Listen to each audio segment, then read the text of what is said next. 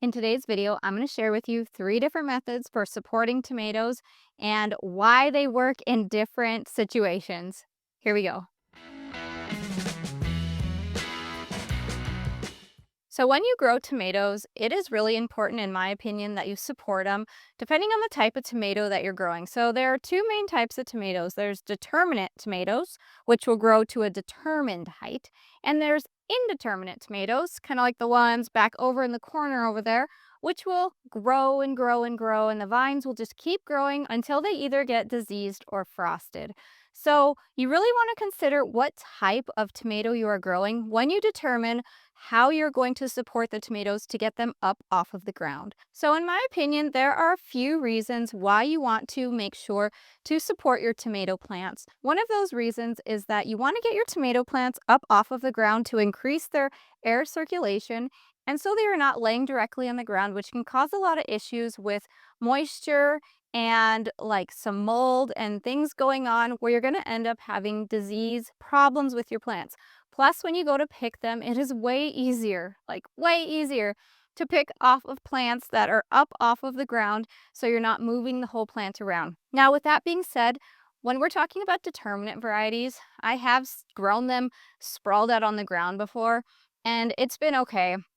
Especially if you're growing them on some sort of a plastic, that really helps too because they're not sitting in contact with the soil and all of the moisture on the soil. So getting back to our 3 support systems that I'm going to be talking about today. The first is a Florida weave. The second is pruning your tomato plant down to a single leader and either using a cattle panel to support them or some sort of other structure, or using string that is tied up to the top of a greenhouse or some other structure to support your tomato plants. And the third is using a cage to stake up your tomatoes. Let me show you each one of these methods. So right here, this is the first method, and this is our first year using this method, and I have really come to like it. This is called the Florida weave. So pretty much what it is you have T-posts that are set every 3 to 4 plants, and then you're going to weave the plants up with some twine. We used baling twine this year.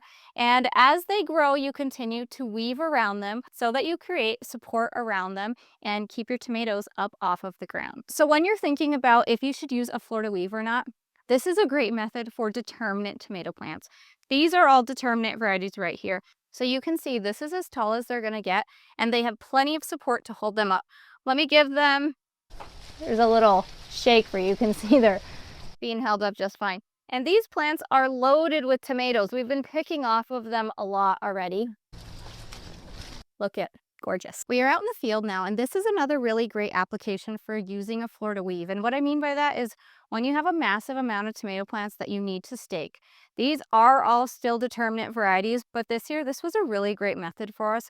When we wanted to grow a large amount of plants, we wanted to have some sort of a trellising system that was inexpensive, easy to throw together, and yeah, it just ended up being a really good option. So when we think about ease of picking, this method I will place kind of right in the middle as far as ease of picking. You can still get up into the plants and see all of the fruit, but you're going to be kind of digging around in there a little bit. Let me show you what I'm talking about. So here we go. We are looking up inside of one of these plants, and I kind of need to open things up like this and look in there and move the plants around. And I'm sure there are tomatoes that are way up inside of some of these plants that I can't see unless I'm really digging around. So that is a bit of a downside to the way that we used this Florida weave, because none of these plants are pruned at all. And this is just how much they grew. That makes these kind of rank in the middle as far as ease of picking, in my opinion. So if you're wondering what is the easiest way to pick tomatoes, well, the single leader method, in my opinion, is much easier. But there are some drawbacks as far as other labor that go into putting this all together. So sometimes you'll see a single leader system where people have a string that they're wrapping the vine around, and it goes all the way up to the ceiling or all the way up to some big posts at the top that everything is connected to. We opted to use cattle panels this year because we didn't want to trellis to our ceiling in our particular greenhouse.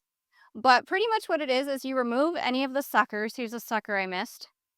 And you have one main stem that goes all the way up. We are near the end of our season, and our stem would continue to go if our growing season was long enough. At this point, we're kind of just allowing the plants to flop over and we're harvesting as much fruit as we can before we get our frost. Let me give you a close-up of the single leader method. So here's that single leader method, or the one over here is a double leader. See, it's split, and if we were to do a string, we would do a separate string on that one and a separate string on that one.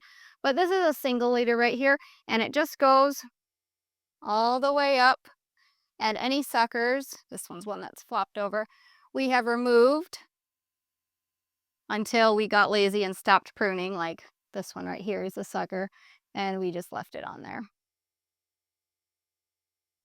Now with this method, we are removing all of the suckers, and in our experience, we've noticed that our fruit is a really decent size when we end up removing the suckers and have the plant down to a single leader versus some of the other tomato plants that we grow where we don't prune. So that's just in our opinion. There's a lot of debate out there about if you get more fruit if you prune or if you don't prune.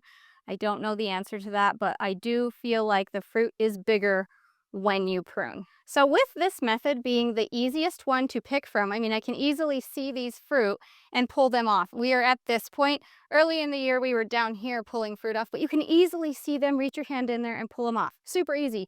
However, there is a lot of upkeep throughout the season with this method as far as going through and removing every sucker, every point on all of the plants, and then also making sure that your plant is still secured to your trellis, if it's a string or a cattle panel or whatever it is.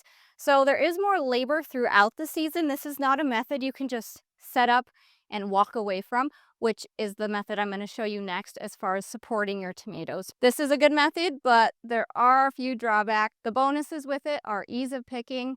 The fruit, in my opinion, is a lot bigger.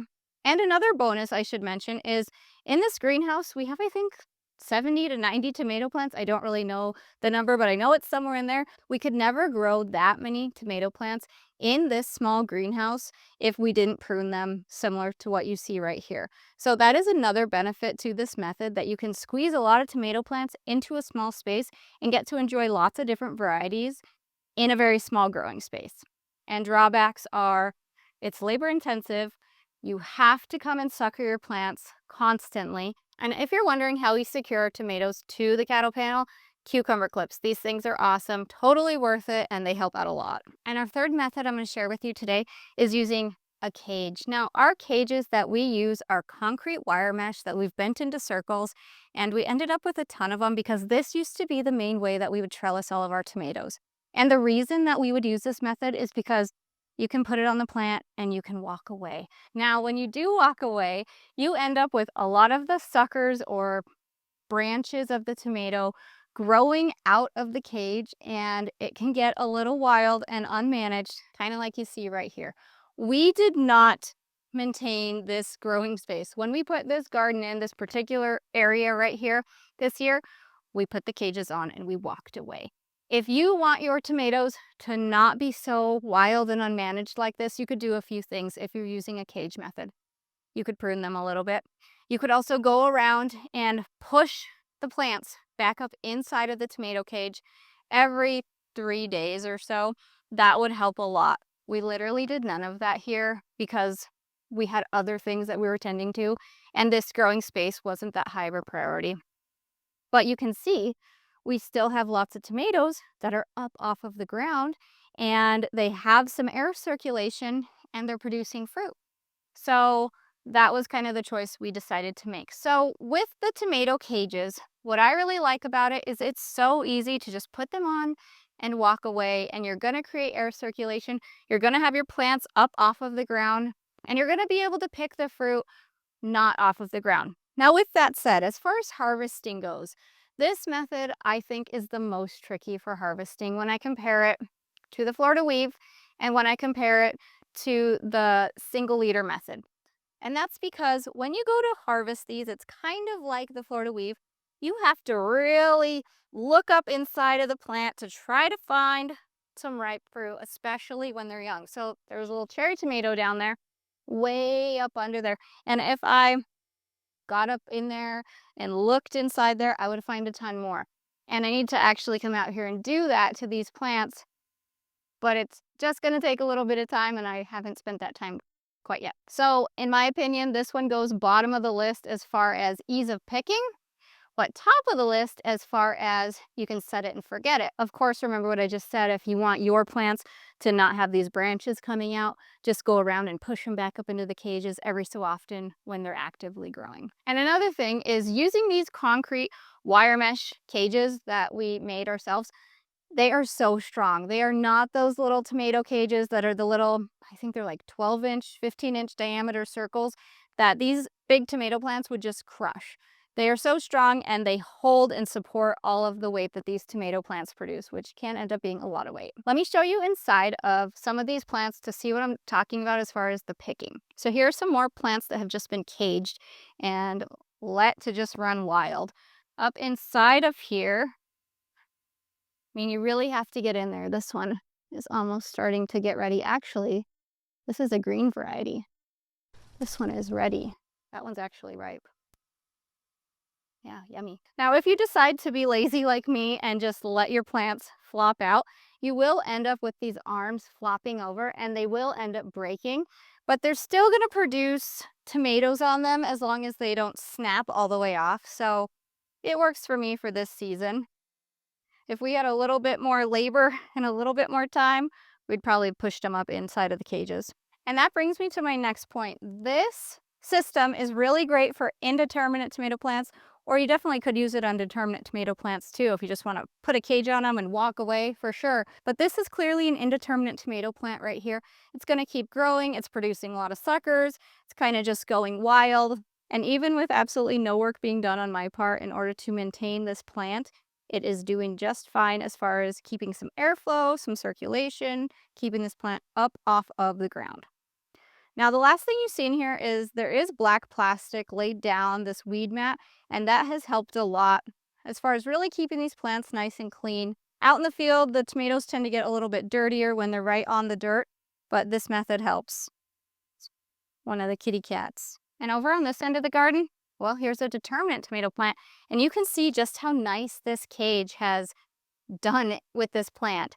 Everything is compact up in the cage, and there's great air circulation. I can get up in there and pick, and it just looks really good. So those are our 3 systems that we like to use on our farm in order to get the tomatoes up off of the ground and support all of the amazing fruit that they end up making, because tomatoes are literally my favorite thing to grow, and it's kind of why we started gardening in the first place. If you want to watch a video on how to make these, I guess, set them and forget them, homemade strong and sturdy tomato cages, we have a video on our channel and I'll put it in the cards right now. And that's it for this video. Thanks so much for watching and learning about how we have been supporting our tomatoes, because tomatoes are so worth growing. They're the reason we started gardening and kind of what set us off on our farming and market farming adventure. Well, that's it, and we hope to see you on the next video. Bye.